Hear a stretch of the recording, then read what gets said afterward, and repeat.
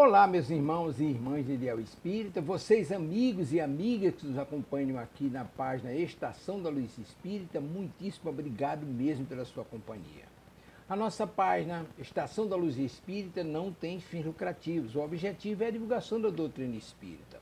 E é por isso que nós reunimos aqui esta sede de matérias espíritas para que possa atender às suas necessidades, estudo, lazer, pesquisa.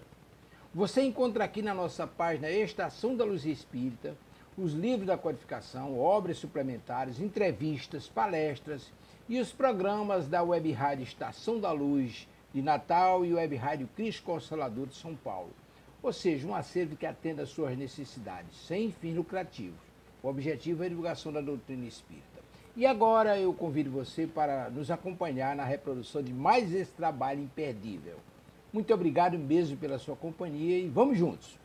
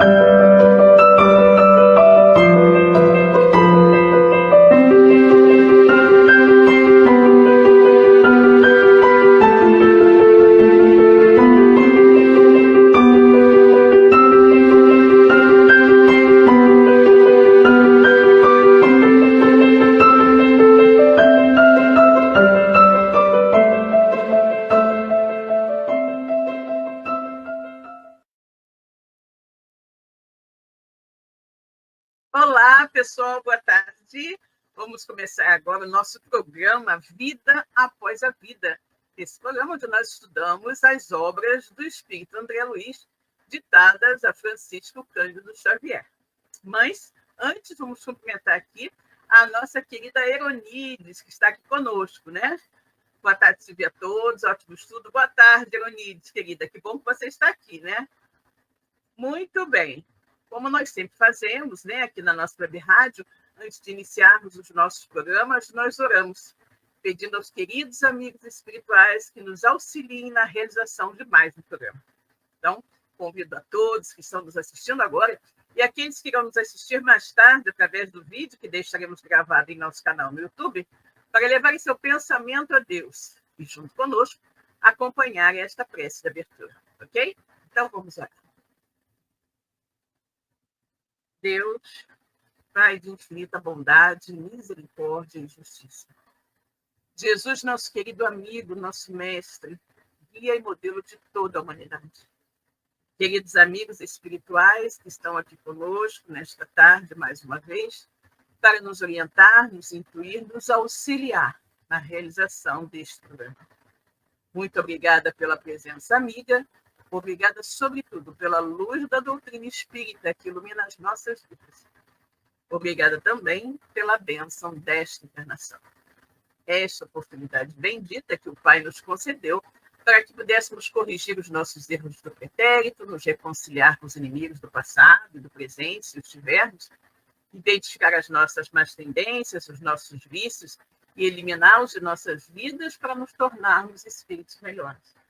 E assim, em teu nome, Pai, em nome de Jesus e em nome de toda a espiritualidade amiga que coordena os trabalhos da Web Rádio Cristo Consolador, começa agora mais um programa Vida Após a Vida, estudo das obras de André Luiz pela psicografia do nosso querido Francisco Cândido Xavier. E nós estamos estudando no momento, né, o terceiro livro da chamada série André Luiz, A Vida no Mundo Espiritual, que é Missionários da Luz, ok?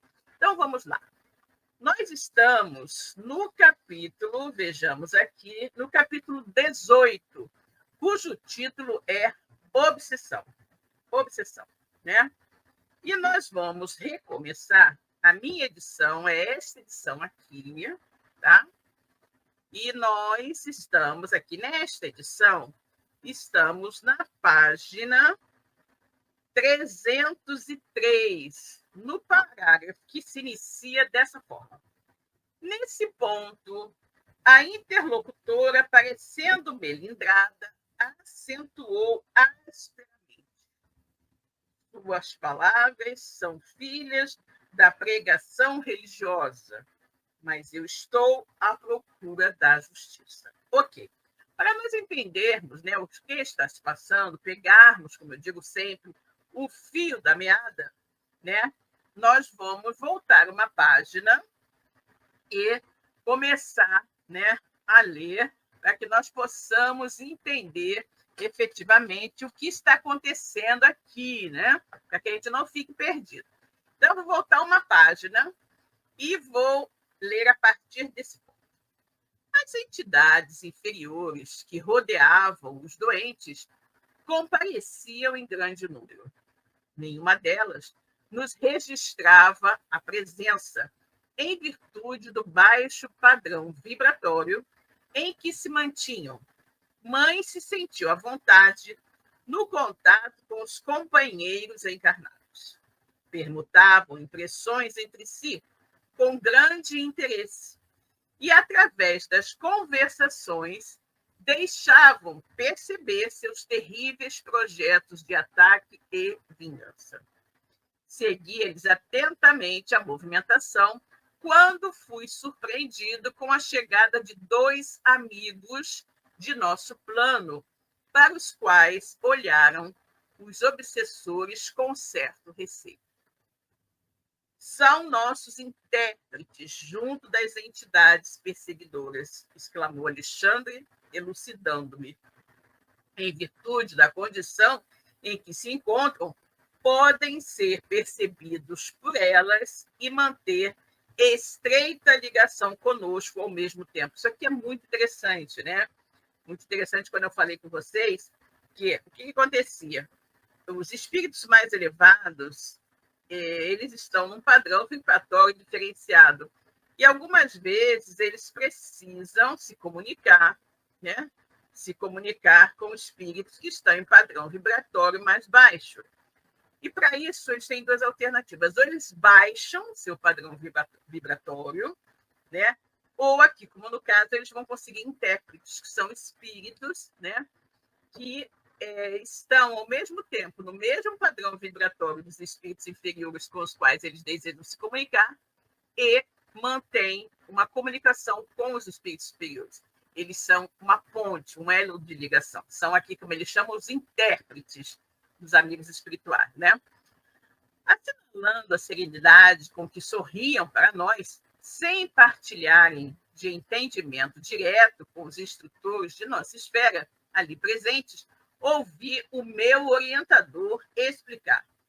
Já se encontram de posse das instruções precisas aos trabalhos da noite.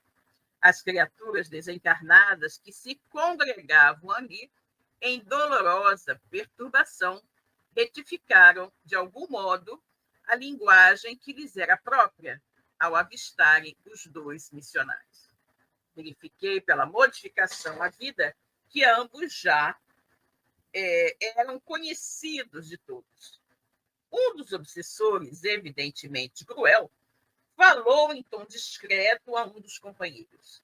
Estão chegando os pregadores. Oxalá não nos venham com maiores exigências. Não sei o que desejam esses ministros, respondeu o interlocutor, algo irônico, porque, afinal de contas, conselho e água dão-se a quem pede. Parece-me que convidaram os da mesa a cansar-nos até ao esquecimento de nossos propósitos de fazer justiça pelas próprias mãos. Palavras o vento leva, aduziu o outro. A essa altura, os novos amigos entraram em palestra com as entidades da sombra. Um deles dirigiu-se a uma senhora desencarnada, em tristes condições, que se ligava a um dos obsidiados em posição de idiotia, e falou-lhe bondoso. Com que então, minha irmã, parece melhorada, mais forte, ainda bem. Ela explodiu em crise de pranto. Todavia, prosseguiu o missionário sem qualquer inquietude. Acalme-se. A vingança agrava os crimes cometidos. Para restabelecer a felicidade perdida, minha amiga, é necessário esquecer todo o mal. Enquanto abrigar pensamentos de ódio, não poderá atingir as melhoras que deseja. A cólera perseverante constitui estado permanente de destruição. Não conseguirá articular os elementos da paz íntima até que perdoe de coração. É quase impossível, respondeu a interpelada. Este homem afrontou meu ideal de mulher, lançou-me a corrupção, escarneceu de minha sorte, transformou meu destino em corrente de males. Não será justo que pague agora? Não apregou que o Pai é justo?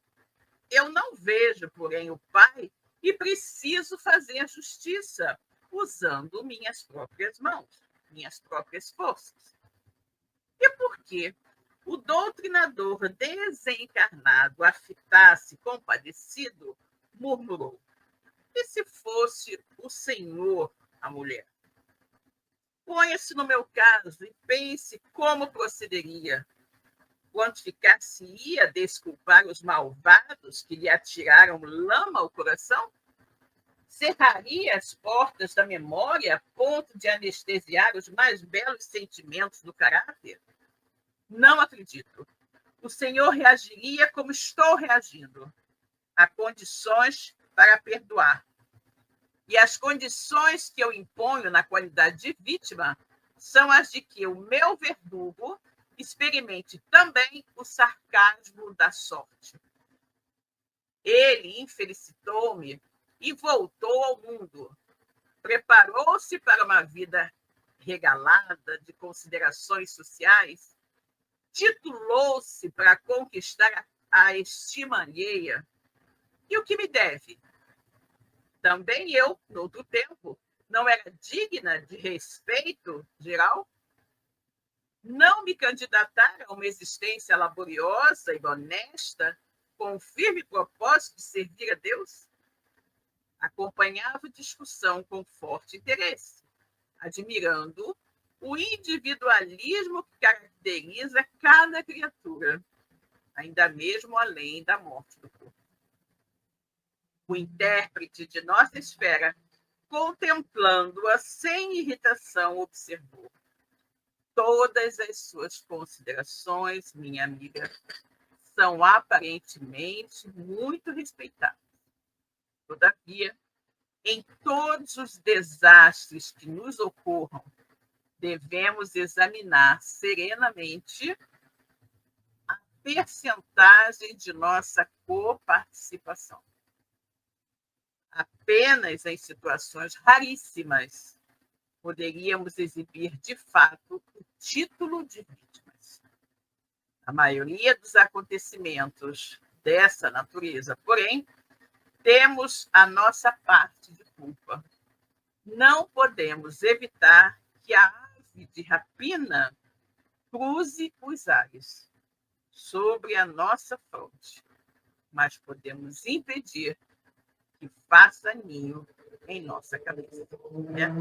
Exatamente. Esta senhora está se colocando, né, como vítima deste homem que hoje está sendo obsidiado por ela. Né? E ela diz que ele é culpado de ter feito todas as coisas que fez com ela e tudo mais. E o amigo espiritual, né, diz que todos nós sempre temos uma parcela de responsabilidade no mal que nos ocorre. Né? E ele dá um exemplo, ele faz uma comparação aqui muito interessante, como ele diz, quando ele diz nós não podemos evitar que a ave de rapina cruze os ares sobre a nossa fronte, mas podemos impedir que ela faça ninho na nossa cabeça, né? Exatamente. Bom, vamos agora, então, iniciar, né, a parte nova de hoje, aquilo que nós ainda não estudamos, né? E que vamos prosseguir. Hoje aqui talvez nos seja revelado o que essa irmã fez no passado para que tivesse merecido este tratamento, deste que hoje é, né, a sua vítima no processo obsessivo, né? Então vamos lá. Vejamos o que ocorre. Nesse ponto, a interlocutora, parecendo melindrada, acentuou asperamente, ele dizendo que cada um tinha uma parcela de responsabilidade, né? Então que ela também deveria ter, com certeza. E aí ela ficou meio melindrada, né, quando ele falou isso. Porque nesses casos, normalmente, a pessoa só se vê como vítima. Nunca acha que causou alguma coisa, que foi o seu comportamento, de alguma maneira, redundou naquilo que ela passou, no problema que ela vivenciou, né? Então, nesse ponto, a interlocutora, parecendo melindrada, acentuou asperamente. Suas palavras são filhas da pregação religiosa, mas eu estou à procura de justiça. E com riso irônico, terminava. Aliás, da justiça pregoada por Jesus. O missionário não se exaltou ante o sarcasmo do gesto que acompanhou a observação ingrata e disse-lhe bondoso: a justiça. Quantos crimes se praticam no mundo em seu nome? Quantos homens e mulheres que, em procurando fazer justiça sobre si mesmos, nada mais fazem do que incentivar a tirania do eu. Refere-se a irmã ao divino mestre. Que espécie de justiça reclamou o Senhor para ele quando vergava sobre a cruz? Jesus não falou em nada, né? Não pediu justiça nenhuma. E ele estava completamente inocente de tudo, né? E aí ele pergunta: que justiça que Jesus pediu quando estava lá, vergado, né, ao peso da cruz? Nesse sentido, minha amiga, o Cristo nos deixou normas de que não deveremos esquecer. O Mestre mantinha-se vigilante em todos os atos alusivos à justiça para os outros, né? Ou seja, Jesus estava muito mais preocupado em fazer justiça às outras pessoas do que em receber justiça dos homens, né? O mestre mantinha-se vigilante em todos os atos alusivos à justiça para os outros. Defendeu os interesses espirituais da coletividade até a suprema renunciação. Entretanto, quando surgiu a ocasião do seu julgamento, guardou silêncio e conformação até o fim. Ou seja, quando ele foi julgado, ele não falou nada em sua defesa. Simplesmente ele ficou calado e conformado com aquilo que estava se passando, né? Naturalmente, não desejou o mestre, com semelhante atitude, desconsiderar o serviço sagrado dos juízes retos no mundo carnal, mas preferiu adotá-la, estabelecendo o padrão de prudência para todos os discípulos de seu evangelho, nas mais diferentes situações. Ao se tratar de interesses alheios, minha irmã, devemos ser rápidos na justificação legítima. Portanto, quando os assuntos difíceis e dolorosos nos envolvem, o eu nem sempre a nossa visão incompleta nos deixa perceber a altura da dívida que nos é própria. E, na dúvida, é lícita a abstenção. Acredita que Jesus tivesse algum débito para merecer a sentença condenatória? Ele conhecia o crime que se praticava, possuía sólidas razões para reclamar o socorro das leis. No entanto, preferiu silenciar e passar, esperando-nos no campo da compreensão legítima. É que o mestre, acima do olho por olho das antigas disposições da lei, ensinou o amai-vos uns aos outros, praticando-o invariavelmente. Confirmou a legalidade da justiça, mas proclamou a divindade do amor. Demonstrou que será sempre heroísmo o ato de defender os que merecem, mas se absteve de fazer justiça a si mesmo, para que os aprendizes da sua doutrina estimassem a prudência humana e a fidelidade divina nos problemas graves da personalidade, fugindo aos desvarios que as paixões, os desvarios que as paixões do eu podem desencadear nos caminhos do mundo. Exatamente. Então, o que nós temos aqui? Nós temos aqui espíritos, espíritos também reencarnados, e que estavam vivenciando ali dificuldades, e que, ao mesmo tempo, estavam conscientes do que estavam fazendo, ou seja, eles estavam ali recebendo intuições quanto ao que fazer e, naturalmente, absorvendo aquelas intuições, que era uma forma deles depois manifestarem como se viam ali, naquele momento, no corpo carnal, como deveria ser o sentimento deles, Então, ele diz aqui, que espécie de justiça reclamou o Senhor para ele mesmo, quando vergado sobre a cruz, E aí ele diz que Jesus nos deixou normas de que não deveremos esquecer, O mestre mantinha-se vigilante em todos os atos alusivos da justiça, para que os outros pudessem efetivamente exercer esta justiça para eles também, Então, é justamente nesse período, Jesus, ele não tinha aquela possibilidade, a gente não tinha aquelas facilidades de comunicação, Então, tudo era segundo algumas provas obtidas. E mesmo eles não tendo conseguido provas físicas contra Jesus, eles o condenaram, Eles o condenaram. E aí, naquela tentativa de fazer, com que Jesus não fosse efetivamente crucificado, foi mostrado aqui a ligação, a ligação aqui do espírito, como ele diz aqui, com a questão da justiça, que tinha que estar, tinham que estar voltados à execução da justiça conforme estava se vendo ali, E aí ele fala,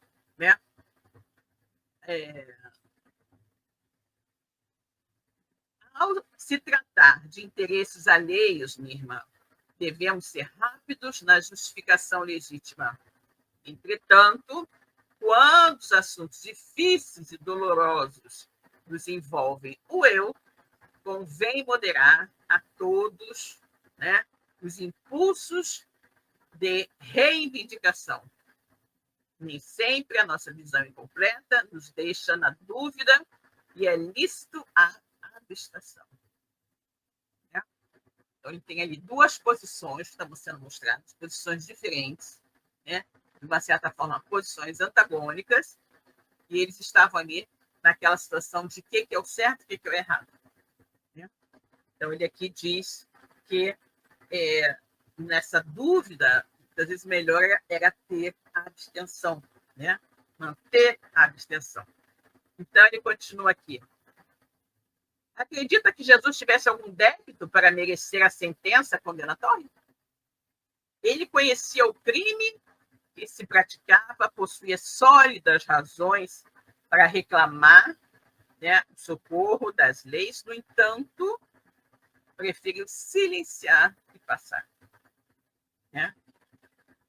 Esperando-nos no campo da compreensão legítima.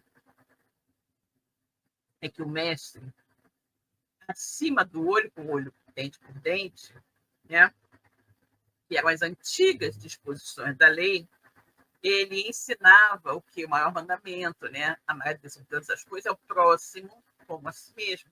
Ele ensinava essa lei a que todos deveriam obedecer, né? Então, Jesus efetivamente não tinha tempo a perder com essas discussões jurídicas, né?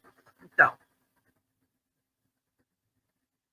ele confirmou a legalidade da justiça, né? Mas proclamou a divindade do amor, né? A legalidade da justiça, de fazer a justiça, de aplicar penas e tudo mais, mas ele também confirmou, né? Confirmou, digamos assim, a vitória do amor, né? O sentimento divino que envolve o amor que sentimos uns pelos outros, né? A interlocutora, em face da argumentação veemente e bela, emudeceu, fortemente impressionada. E Alexandre, que seguia também comovido as explicações do intérprete, observou-me.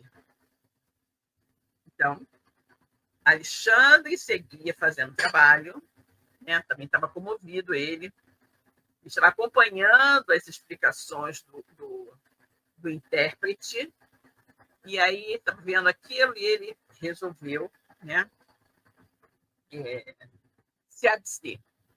E aí o que acontece? O trabalho de esclarecimento espiritual depois da morte, entre as criaturas, é preciso, né, o trabalho de esclarecimento espiritual depois da morte entre as criaturas, existe nós outros muita atenção e cuidado. Muita atenção, cuidado e carinho. É preciso saber semear na terra abandonada. Né? Então, nós temos que, na verdade, buscar adubar a terra para que ela possa ser semeada e dar muitos frutos. Mas aqui ele está falando que é preciso saber semear a terra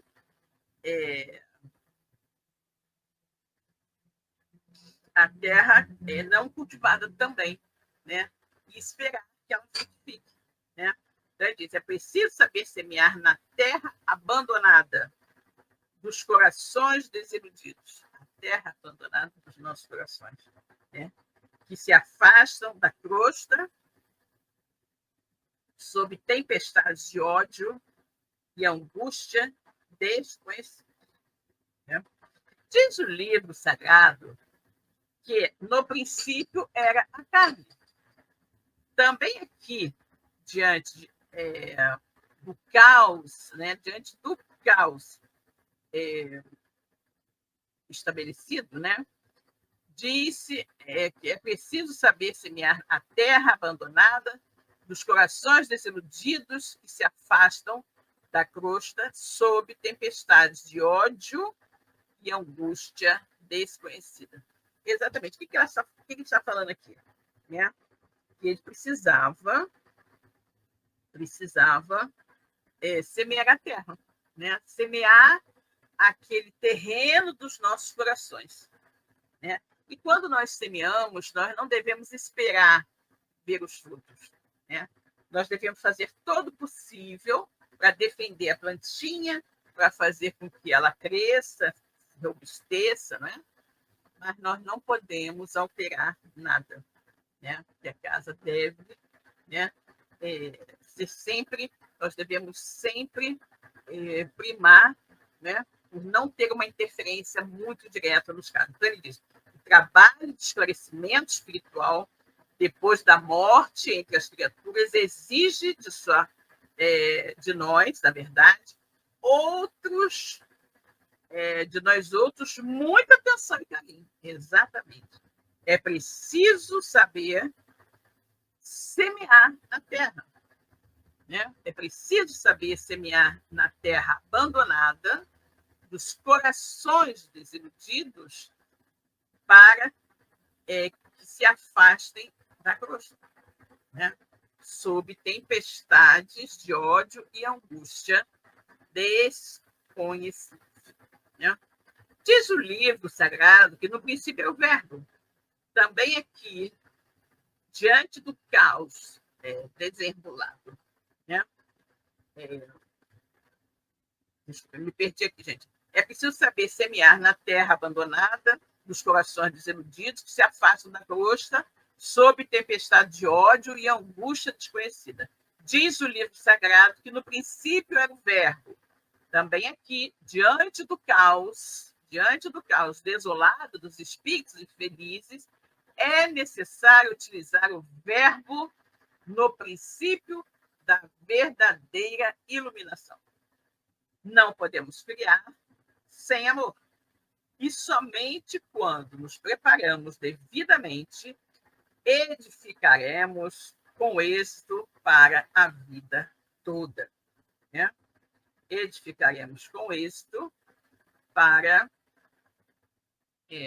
a vida toda, né? Aí, continuando. Silenciando a entidade que fora criteriosamente advertida, passei a observar a senhora ainda jovem, que se mostrava sob irritação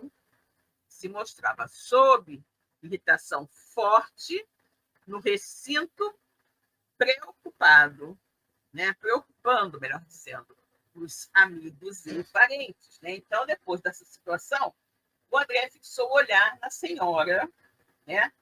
Na senhora que chegou, né? Que fora, né, criteriosamente advertida, a fim de que ela não cometesse um erro semelhante, né? Então, silenciando a entidade que fora criteriosamente advertida, passei a observar a senhora, ainda jovem, que se mostrava sob irritação forte, no recinto, preocupando os amigos encarnados. Diversos perseguidores invisíveis à perseguição terrestre mantinham-se ao lado dela, impondo-lhe terríveis perturbações, mas de todos eles sobressaía um obsessor infeliz de maneiras cruéis. Colocar-se ao corpo em toda a sua extensão, dominando-lhe todos os centros de energia orgânica. Identificava a luta da vítima que buscava resistir, quase inutilmente. Meu bondoso orientador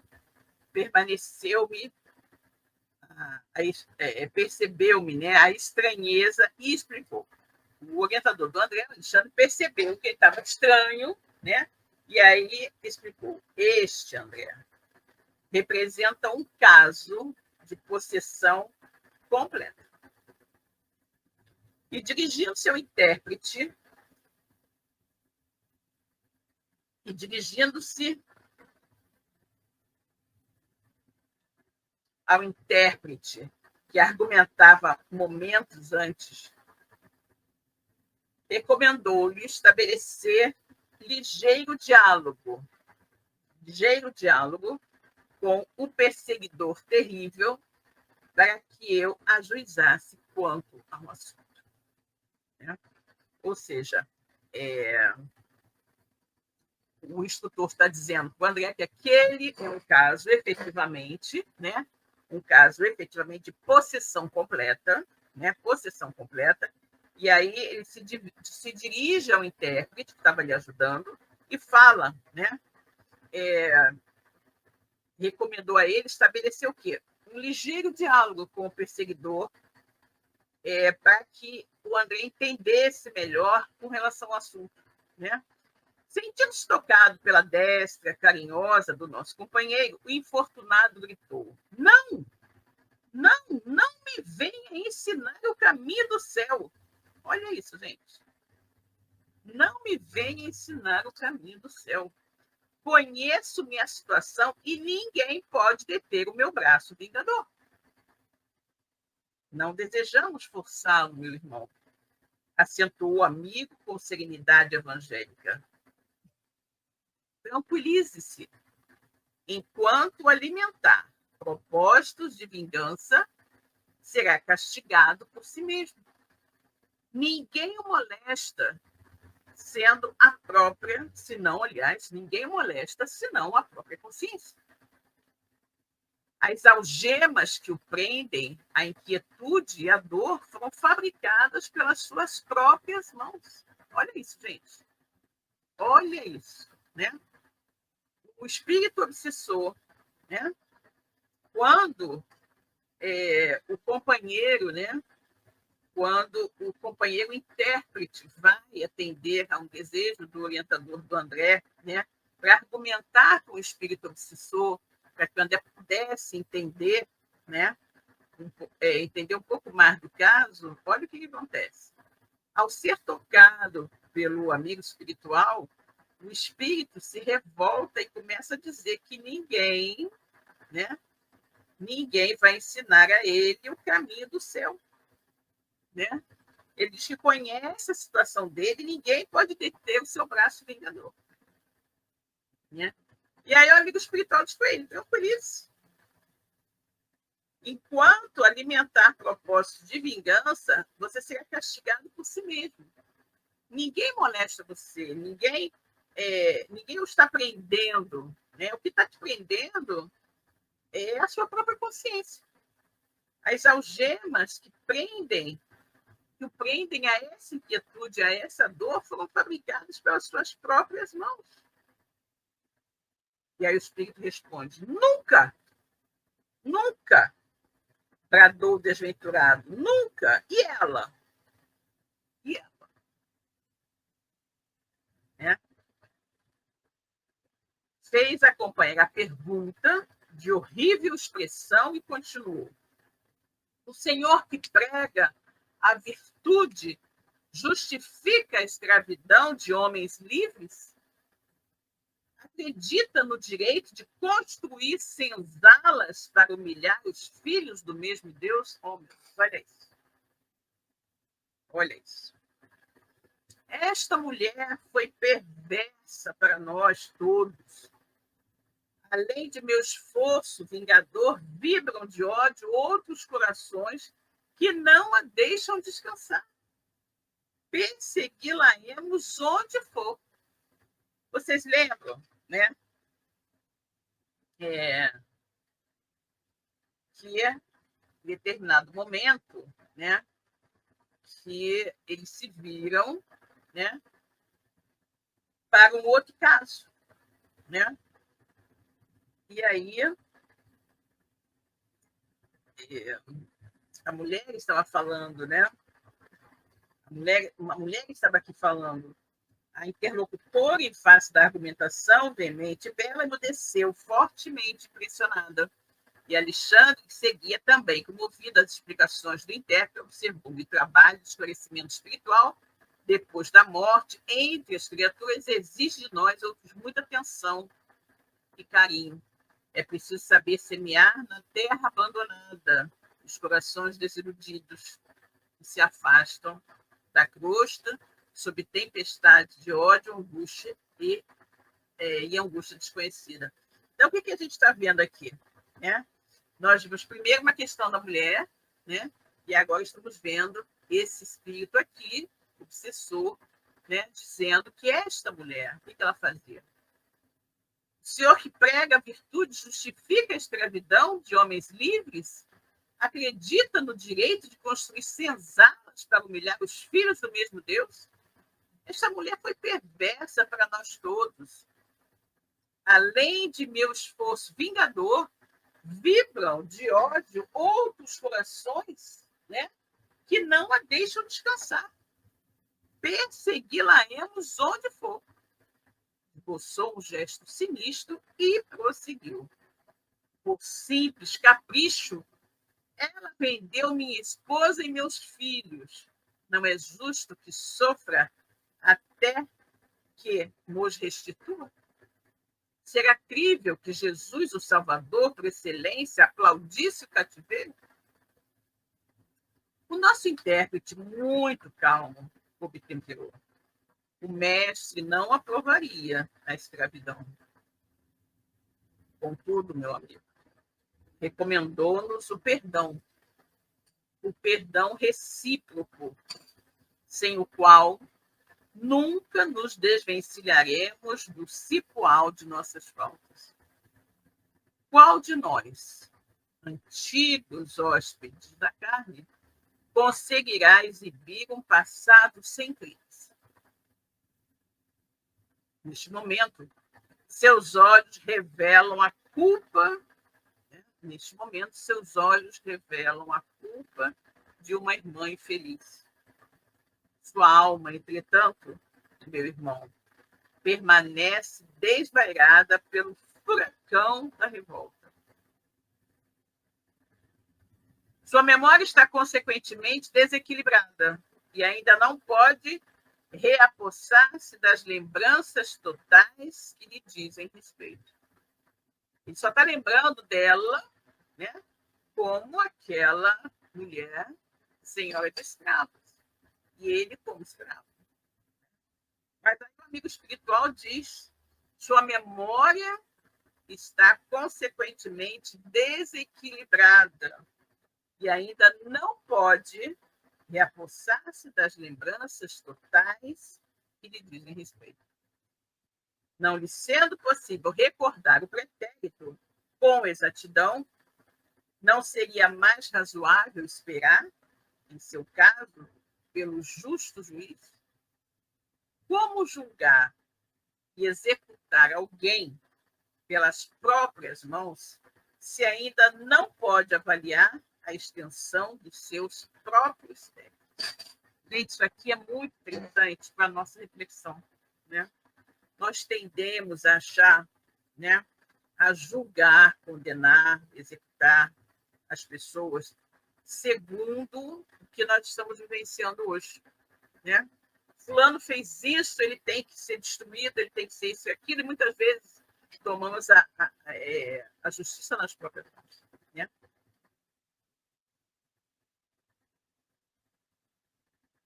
Mas, segundo a lei de causa e efeito, a justiça perfeita de Deus, nada ocorre com quem quer que seja, sem que exista uma razão. Então, se hoje eu estou passando por um determinado problema, com certeza, alguma coisa eu fiz que hoje me colocou nesta situação de dor e sofrimento, né? Então, ele diz aqui, né? Como julgar e executar alguém pelas próprias mãos, se ainda não se pode avaliar a extensão dos nossos próprios débitos? É. O revoltado parecia chocar-se ante os argumentos ouvidos. mas longe de capitular em sua posição de perseguidor, respondeu asperamente: para os mais fracos, suas observações serão valiosas. Não para mim, porém, que conheço as sutilezas dos pregadores de sua esfera. Não abandonarei meus propósitos. Minha situação não se resolverá com simples palavras. Nosso companheiro, compreendendo o endurecimento do antagonista e apiedando-se-lhe da ignorância, continuou em tom fraterno.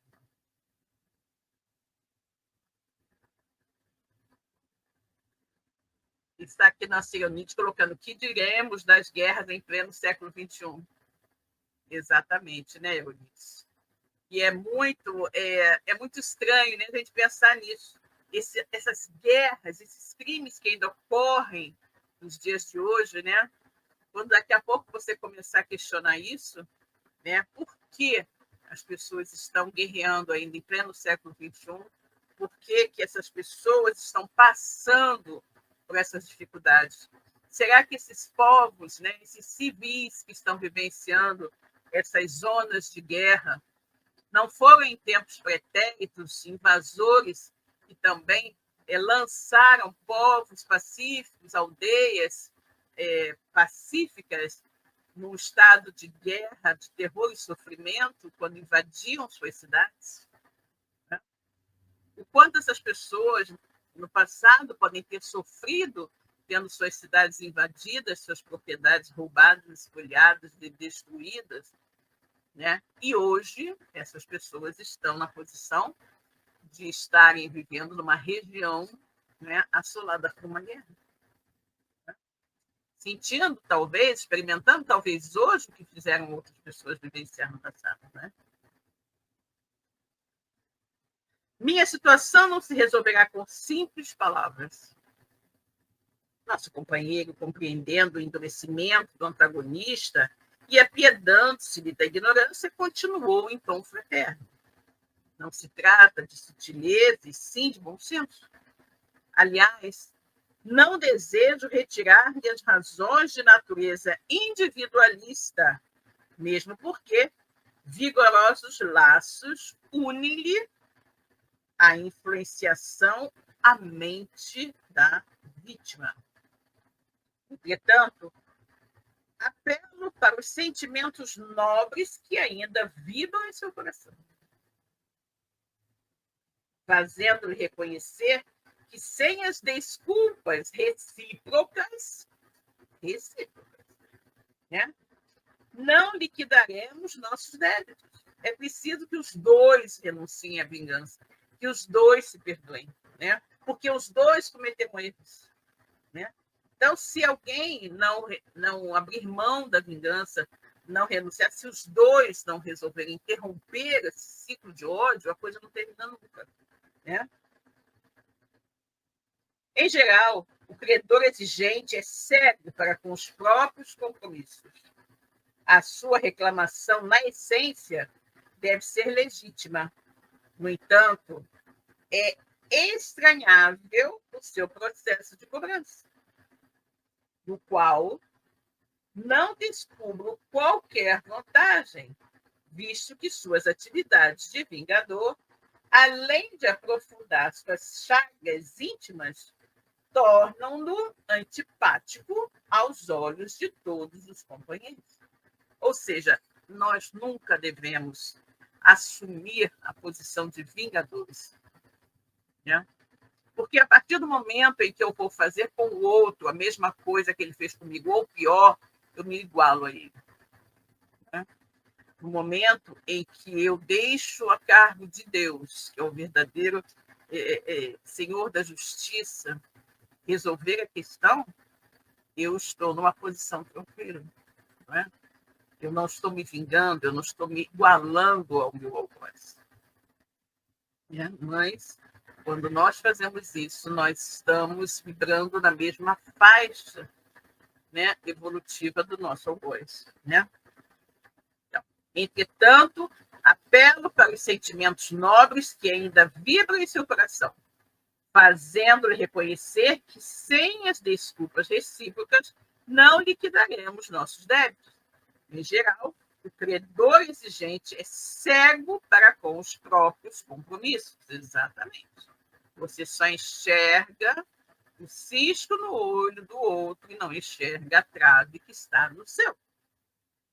A sua reclamação, na essência, deve ser legítima. No entanto, é estranhável o seu processo de cobrança, no qual não descubro qualquer vantagem, visto que suas atividades de vingador, além de aprofundar suas chagas íntimas, tornam-no antipático aos olhos de todos os companheiros. Ferido, talvez, mais fundamente em sua vaidade, o obsessor calou-se, enquanto o intérprete se voltava para nós outros, indagando de seu orientador quanto à conveniência de ajudar-se magneticamente ao infeliz, a fim de que as reminiscências dele pudessem abranger alguns quadros do passado distante. Alexandre, todavia, considerou: não seria oportuno dilatar-lhe as lembranças, não conseguiria compreender.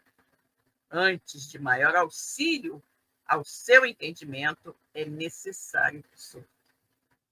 Aproveitando a pausa mais longa que se fizera entre todos, observei detidamente a pobre obsidiada, cercada de entidades agressivas.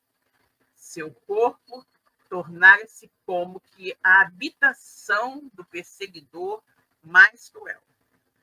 Ele ocupava-lhe o organismo desde o crânio até os pés, impondo-lhe tremendas reações em todos os centros de energia celular. Fios tenuíssimos, mas vigorosos, uniam-nos ambos. E ao passo que o obsessor nos apresentava um quadro psicológico de satânica lucidez, a desventurada mulher mostrava aos colaboradores encarnados a imagem oposta, revelando angústia e inconsciência. Salve-me do demônio, salve-me do demônio, gritava sem cessar, comovendo os companheiros em torno da mesa humilde. Oh, meu Deus, quando terminará o meu suplício? Olhos desmesuradamente abertos, como a fixar os inimigos invisíveis à observação comum, bradava angustiosamente após ligeiros instantes de silêncio. Chegaram todos do inferno, estão aqui, ai, ai. Seus gemidos semelhavam-se a longos silvos estertorosos. Atendendo-me à expectação, esclareceu o instrutor. Esta jovem senhora apresenta doloroso caso de possessão. Desde a infância, era perseguida pelos adversários tenazes de outro tempo. Na vida de solteira, porém, no ambiente de proteção dos pais, ela conseguiu, de algum tempo, subtrair-se à integral influenciação dos inimigos persistentes, embora lhe sentisse a atuação de maneira menos perceptível. Ou seja, esta mulher foi uma senhora de escravo cruel, né? Reencarnou, suas vítimas do passado não reencarnaram, mas desde o nascimento dela que ela é perseguida por esses foram os escravos, né, que foram vítimas dela no passado, né? Então, ela está sempre assim, né? Está sempre sob a influência de inimigos, né, persistente, que estavam sempre perturbando ela, né? E ela sentia isso, né? E aí o que aconteceu? Quando ela ficou adulta, né, a atuação deles, ela começou a sentir um pouco mais fraca, um pouco menos perceptível para ela. Sobrevindo, no entanto, as responsabilidades do matrimônio, em que, na maioria das vezes, a mulher recebe maior quinhão de sacrifícios, não pôde mais resistir. Ou seja, quando ela era criança, ela era muito perseguida, depois jovem, ficou mais ou menos controlada, aí casou-se, aí com todos os problemas do casamento e tudo mais, as obrigações e tal, aí ela acabou não podendo, não conseguindo mais resistir. Logo após o nascimento do primeiro filhinho, caiu em prostração mais intensa, oferecendo oportunidade aos desalmados perseguidores e, desde então, experimenta penosas provas. Exatamente, né? Então, vamos parar por aqui, né? Já vimos o que está acontecendo. Quem é esta mulher? O que está sucedendo com ela? Não é? Por que está acontecendo isso? Mas nós não sabemos exatamente esses espíritos que foram vítimas dela no passado, o que eles terão feito, não é? Para estarem hoje, aliás, para terem vivenciado no passado a condição de escravos, né? Realmente nada ocorre por acaso, né? Não existe injustiça, né? Ou melhor, não existem injustiçados. Então, nós temos que lembrar disso, né? E, meus queridos, vamos ficando por aqui, né? Deixando muitas coisas para vocês relerem e pensarem sobre o capítulo de hoje, né? E vamos, então, né, caminhar agora para o nosso final. Desejando a todos uma ótima noite, que todos tenham uma semana, né, de muita paz, de muita tranquilidade, que possamos estar juntos aqui na próxima terça-feira para mais um programa Vida Após a Vida, né? Estudo das obras de André Luiz, psicografadas por nosso querido Francisco Cândido Xavier. Beijo grande para todos, fiquem com Deus e até a próxima semana. Tchau. Chegamos ao final da nossa atividade. Muitíssimo obrigado mesmo pela sua companhia e espero você no próximo evento.